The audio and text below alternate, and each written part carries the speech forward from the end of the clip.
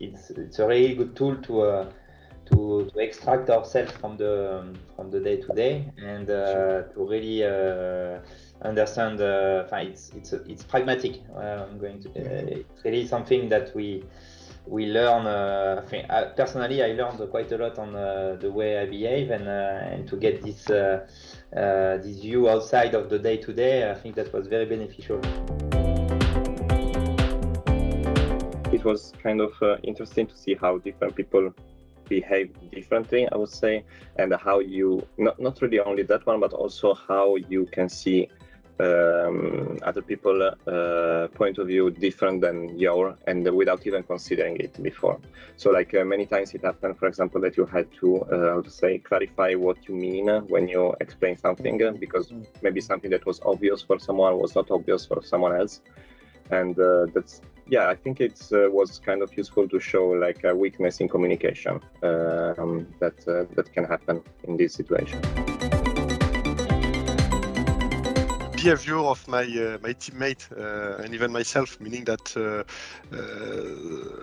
to me it was a game.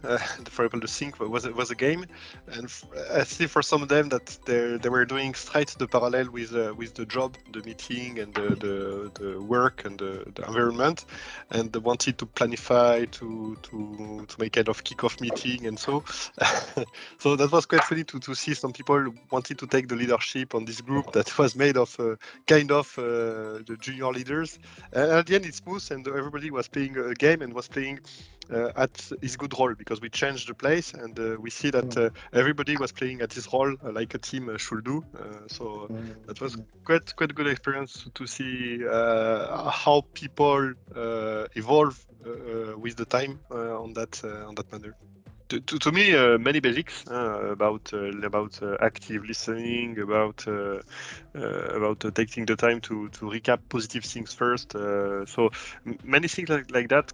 That I say basics because that's things that we already heard before and that we forget with the day-to-day activities and our own behavior. But beside that, it's also funny to see that how to adapt on a situation, meaning that with various team of people that we are not working every day with, we see how the group is evolving along the time, and we have to adapt to the situation to manage, but not to manage in a way that with our peer. In fact, how to manage with our peer to make the group to evolve, and that was quite interesting for me.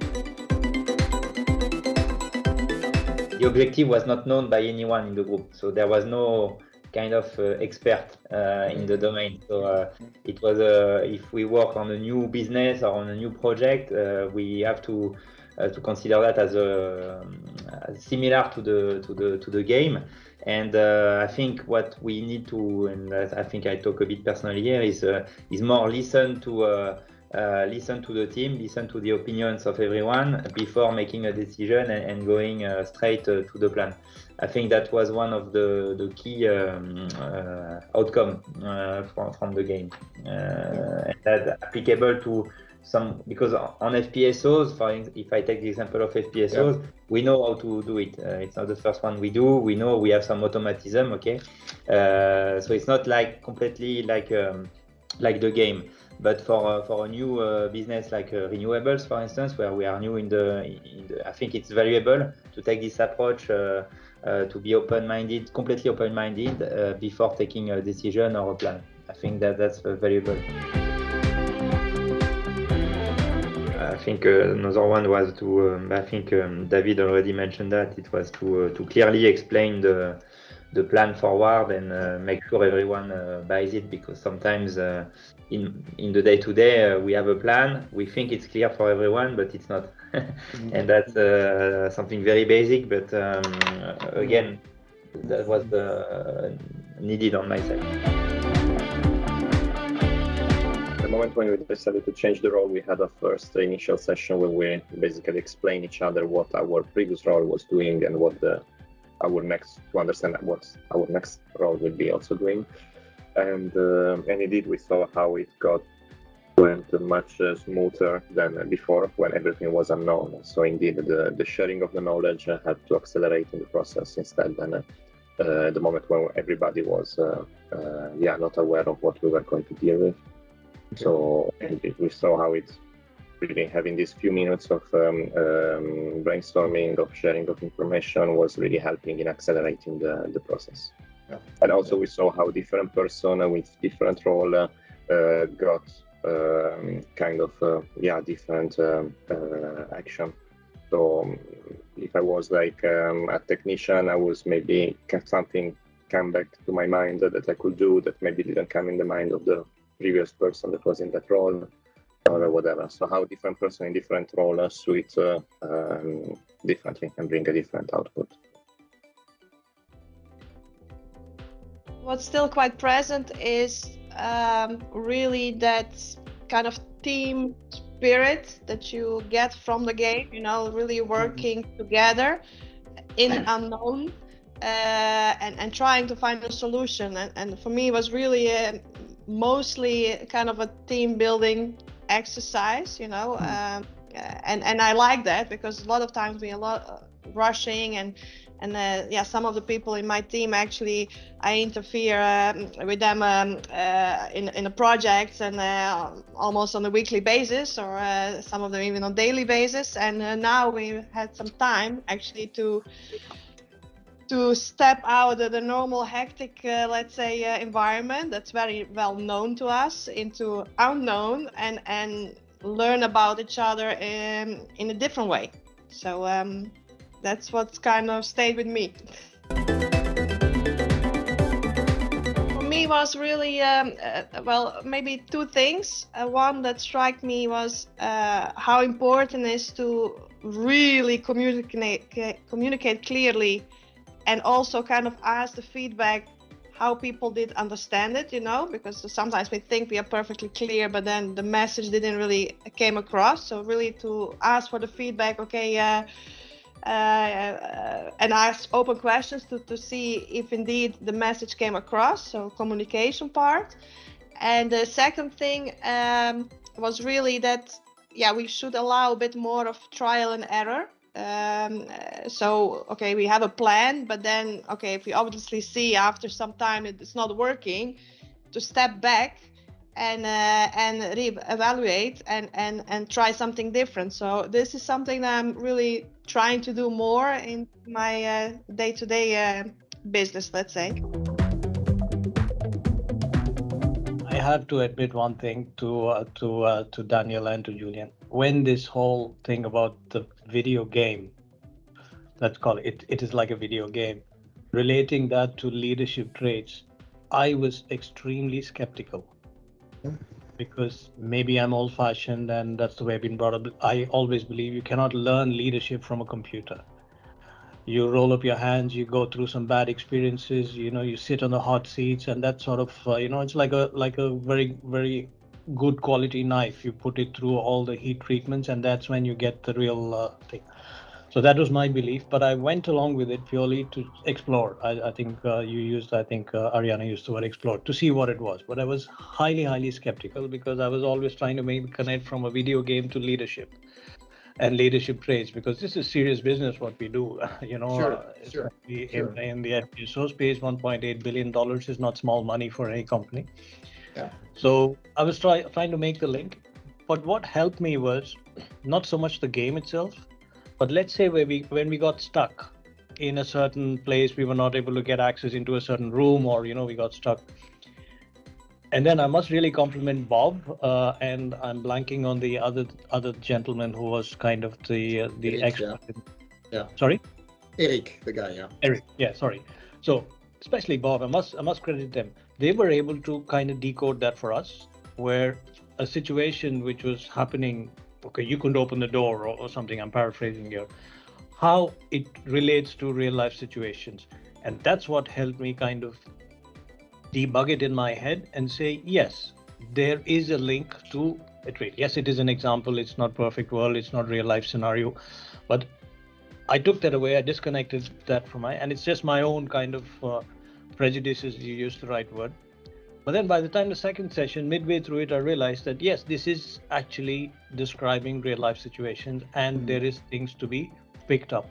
And one of the things I picked up was exactly what Ariana said. I may be super clear in my mind.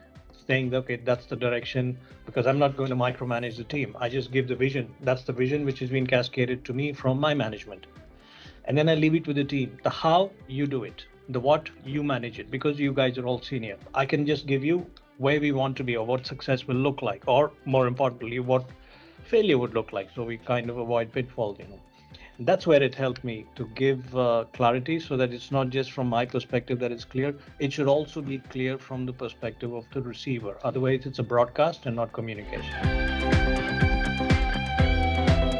My dad is passed away now, but he used to say there's a difference between stopping talking and actually listening. A lot of people say, okay, I stop talking now and you talk. That does not mean that they're actually listening.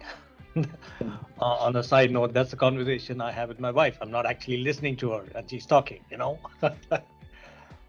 But that's I'm digressing. So that's what I've realized, that sometimes when someone is trying to tell me things, my mind is somewhere else on the next thing to do. But I've been able to now stop and say, really listen. And of course, that's a reciprocal expectation as well. Just not saying something or using the vocal cords doesn't mean they're actually listening. So one of the things that I've learned from here is describe to the team, I can actually give you the history, the context, because I know it's a little bit of detail. My entire team is new. Okay. These positions never existed in SBM. So that's a different animal that I have to deal with. And it's also I have to be very careful that I'm not seen stepping on other people's toes. So it's just kind of setting boundaries, setting parameters. So my task is to make sure that these guys, my new team, deliver the business need that was the driving logic for creating these positions, so that we're actually addressing the business need, as opposed to doing something else that we think needs to be done without addressing the business need. Okay. So is that the recalibration? And when I start thinking back, whether to the CinQ sessions or to some of the things that you said when we met in Monaco, is to actually understand their perspective, because these guys are super skilled, they're super experienced. And for me, getting that value and not just being typical, like, closed shop, or we are SBM and we know what we have been doing forever and we're going to continue to do this. I'm trying to break the barriers down. So a lot of times these guys come up with some very good ideas, which to me appeared absolutely revolutionary to begin with. But then I start dismantling it. And then my guidance would be to marry what we have, the existing model, along with new ideas. So it's dilution more than displacement. I don't know if that word, but I don't want to just displace with a punching bag, kind of dilute it and then slowly build it up to the model that we like. It's very, very challenging. It takes away a lot of time, but it is time well spent for me,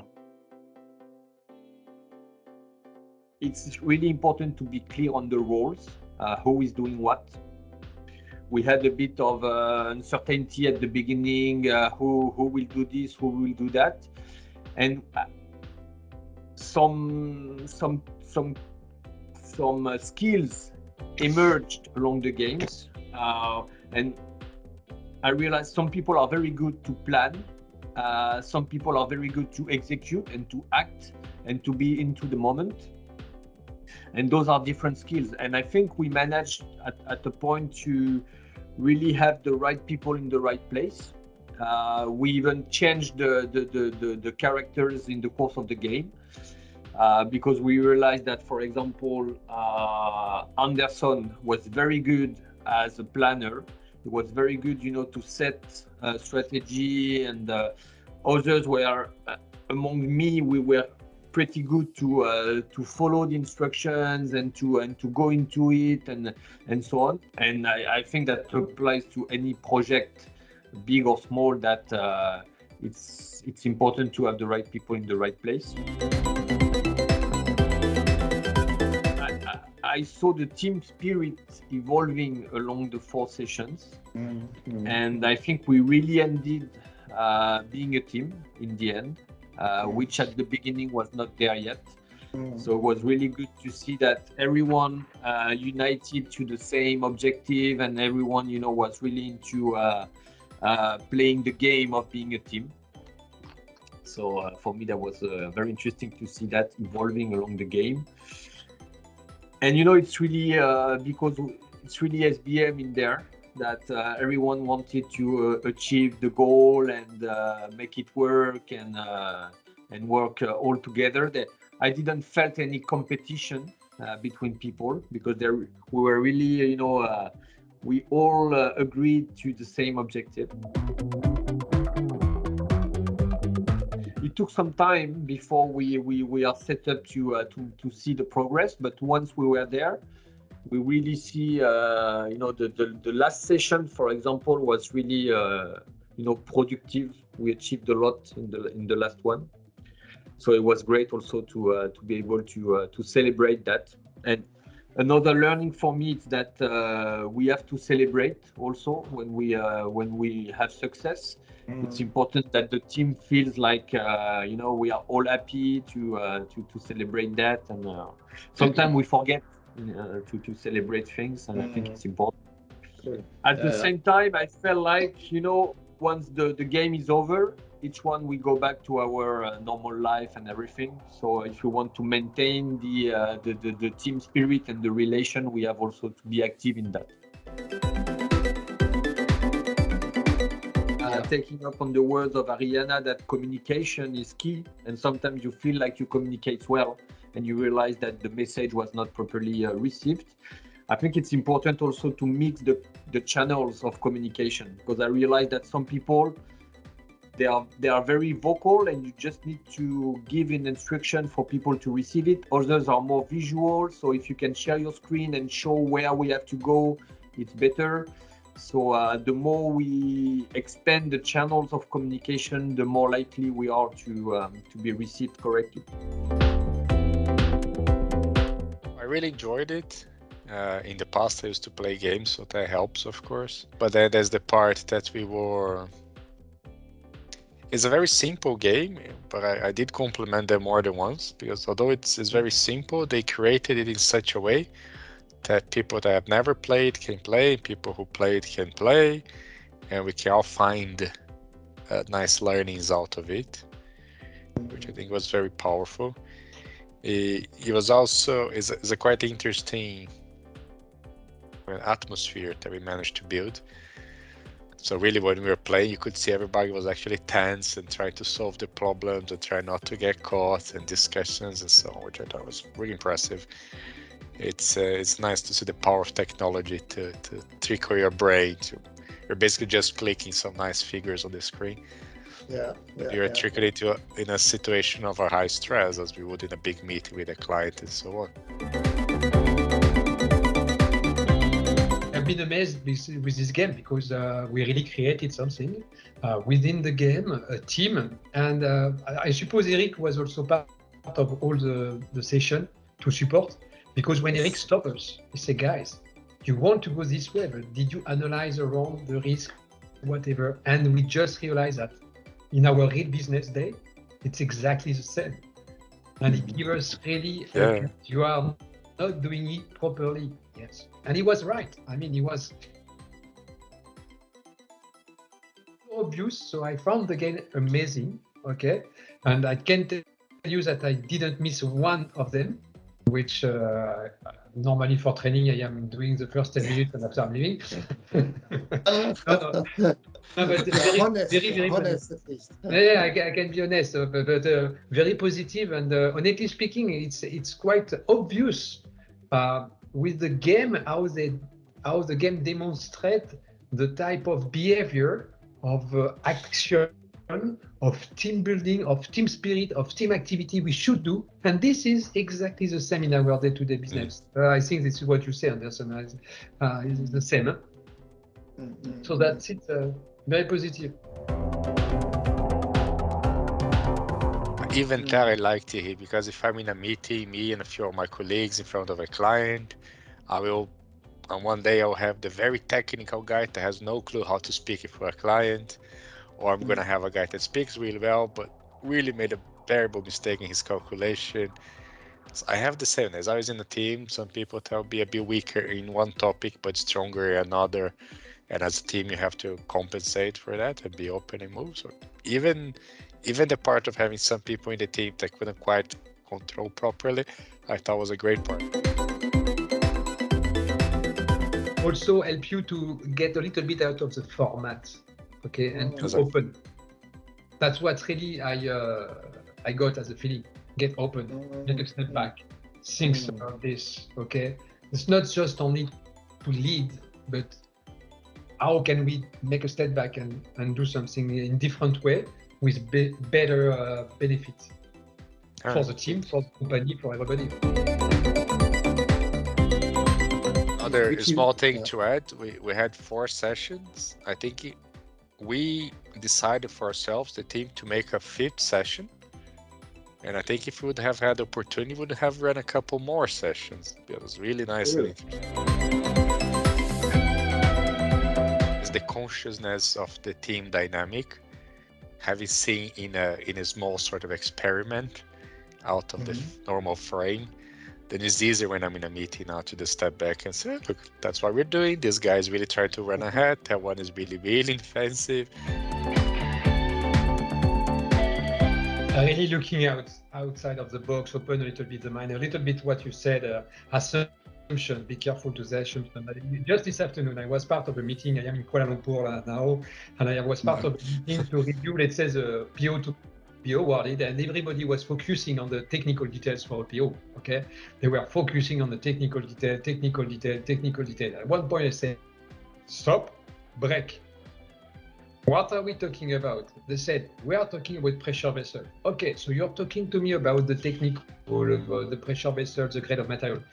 Do you know the suppliers you are going to select? Nobody knows. I say, how many pressure vessels? 20. I say, me, I know the supplier. It's like a small garage. How are you going to put your 20 pressure vessel in this garage? I mean, it's impossible. So you are focusing on technical design matter, when on the other side, you cannot build your pressure vessel within the supplier. So get outside of your main focus, okay? And this is really coming from, let's say, sometimes you take an assumption or you follow a format and you forget something on the side. And for me, this is really what I try to do each time I am part of a meeting. Is the guy looking at something? Did you look outside of this? Did you look in this direction? Did you look? You go there. What can be the impact on your decision? Okay. Is there any risk or any opportunity? This is what really I try to put in place. Even if I am if I will remember blue, I need rules, format, and things like that. So let's try to open a little bit, even with if we have this format from engineering, go straight to the technical. This is what I am really trying to apply and use, and I think it's very beneficial for the today daily basis, daily business.